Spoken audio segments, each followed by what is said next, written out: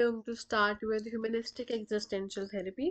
हमने cognitive behavioral therapy already कर ली है, CBT कर लिया है. If you have not read it or done it, then go check the video out. CBT में we have already done Aaron Beck के बारे में हमने पढ़ लिया है, Albert Ellis के बारे में हमने पढ़ लिया है. Then cognitive behavioral therapy भी हमने पढ़ ली है, right?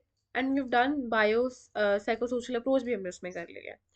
Now getting to the humanistic existential therapy. देखिए, अब ह्यूमनिस्टिक एक्जिस्टेंशियल थेरेपी क्या है?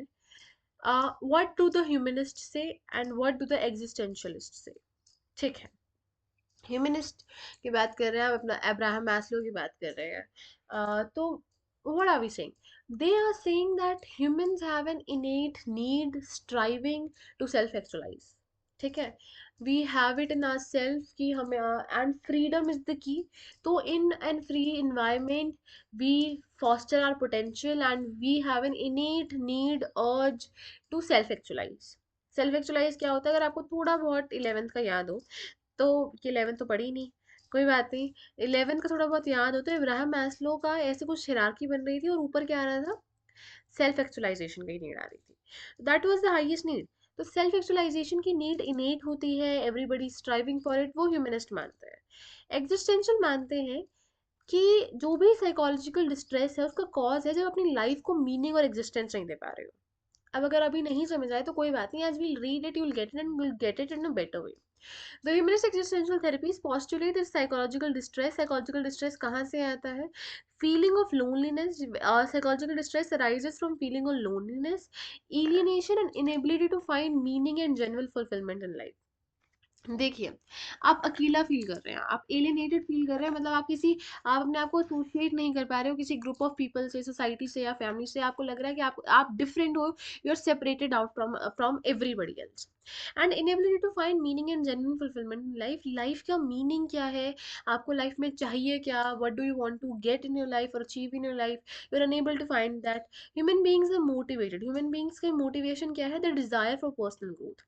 पर्सनल ग्रोथ की ये Dzire that motivates us and that pulls us towards self actualization. Self actualization क्या है? innate need है to grow emotionally. Emotionally grow करना, emotionally mature करना, emotionally aware होना, that is self actualization. This is innate need. This is something that we all want to do. This is inbuilt in us. This is a natural urge for us. What these needs are, when these needs are curbed by society, जब society needs को curb कर देती है, suppress कर देती है या फिर hindrance बन जाती है, then there is frustration, there is psychological distress. Self actualisation क्या होता है?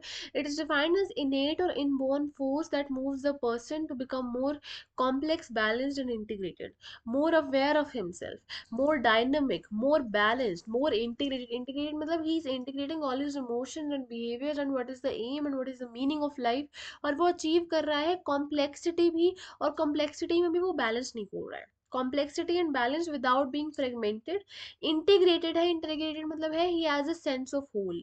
He has a sense of being a complete person. He does not think that he lacks something or he needs something else. He as a whole existence, he has become aware of his own existence, being in essence the same person, being in essence the same person in spite of variety of experiences कैसे हो, environment क्या हो, situation कैसी हो, despite the fact that the person is existing as a whole, as a complete person. This is the essence. The same person is spite of variety of experience that one is subjected to. Just as the lack of food or water causes distress, frustration of self actualization also causes distress. हमने क्या कहा था? हमने needs पढ़ी थी. हमारी needs में सबसे नीचे क्या थी? कहीं ना कहीं हमने हायरार्की पढ़ी थी, तो हमने पढ़ा था बायोलॉजिकल नीड्स.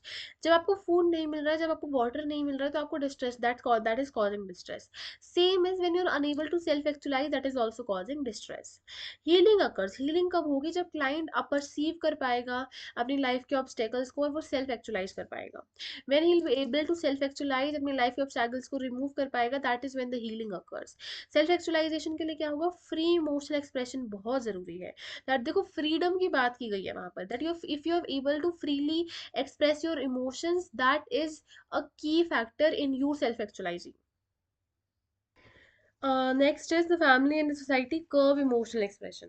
जो फैमिली है, सोसाइटी है, वो इमोशनल एक्सप्रेशन को कर्व डाउन कर देती है, एज इट इज फियर कि अगर फ्री एक्सप्रेशन होगा फीलिंग्स का तो there will the society will be harm by unleashing destructive forces. But ऐसा कुछ नहीं है.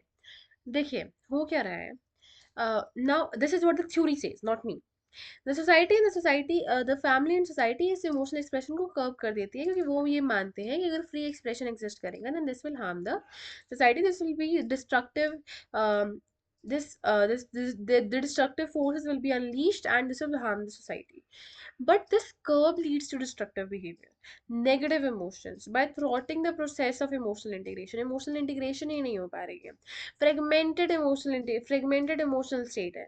Therefore, the therapy creates एक permissive, नॉन जजमेंटल और एक्सेप्टिंग एटमोसफेयर बनाती है, जहाँ पर क्लाइंट फ्रीली अपने आप को एक्सप्रेस कर पाए, अपनी कॉम्प्लेक्सिटी को बता पाए, बैलेंस कर पाए और फिर इंटीग्रेट कर पाए, ताकि इंटीग्रेशन अचीव कर पाए, because the society is not providing that kind of environment. तो फंडामेंटल असम्पशन क्या होता है कि जो क्लाइंट है उसके पास फ्रीडम है और उसके पास रिस्पॉन्सिबिलिटी है अपने खुद के बिहेवियर को कंट्रोल करने की।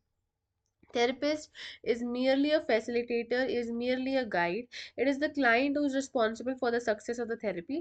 तो चीफ एम क्या है कि थेरेपिस्ट जितना ज़्यादा क्लाइंट की अवेयरनेस एक्सपैंड कर पाए, जितना ज़्यादा फैसिलिटेट कर पाए of him being aware of himself, that is the chief aim hair.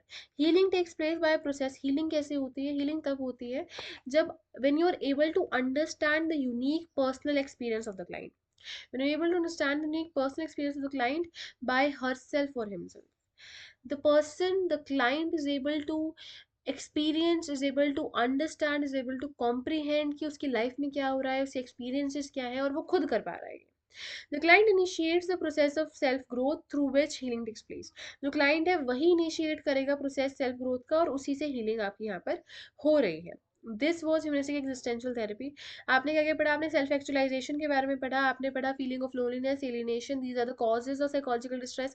आपने फिर पढ़ा कि हीलिंग कब होगी? When the person is able to perceive the obstacles, वो सेल्फ एक्चुअलाइज कर पाएगा। आपने देखा कि कैसे सेल्फ एक्चुअलाइजेशन क्या होती है, आपने ऊपर इसके सेल्फ एक्चुअलाइजेशन के बारे में पढ़ा कि सेल्फ एक्चुअलाइजेशन एक इनेट बॉर्न फोर्स है to for the person to become more complex, balanced and integrated. Then you saw that how that can be done. The therapist is going to provide an environment, वो सिर्फ एक facilitator होगा, he will just facilitate the process. So this was humanistic existential therapy, and from the next video we are going to start existential therapy.